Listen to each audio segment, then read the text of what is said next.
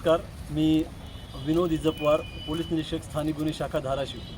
मागील वर्ष दीड वर्षापासून धाराशिव जिल्ह्यामध्ये म्हशी चोरीला जायचं एक सत्र सतत चालू होतं आणि त्याचा उलगडा करण्याचं एक मोठं आव्हान पोलीस प्रशासनासमोर उभं राहिलं होतं आणि त्या आव्हानाचं आम्ही समर्थपणे या ठिकाणी उलगडा केलेला आहे।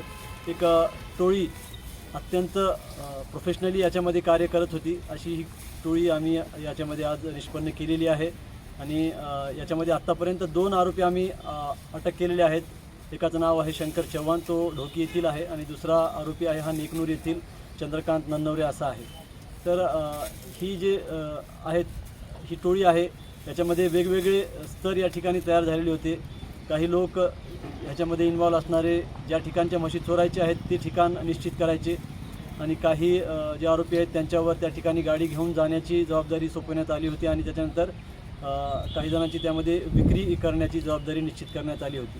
तर अशा प्रकारे ही टोळी कार्यरत होती। त्या टोळीचा आज आमच्याकडून उलगडा झालेला आहे स्थानिक गुन्हे शाखेकडून।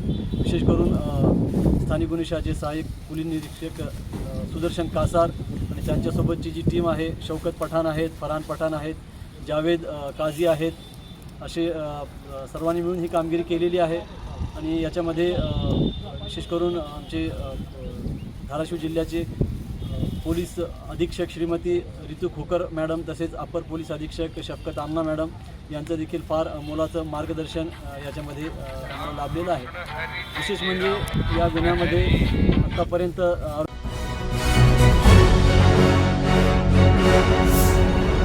Thanks for watching Ekmat Digital.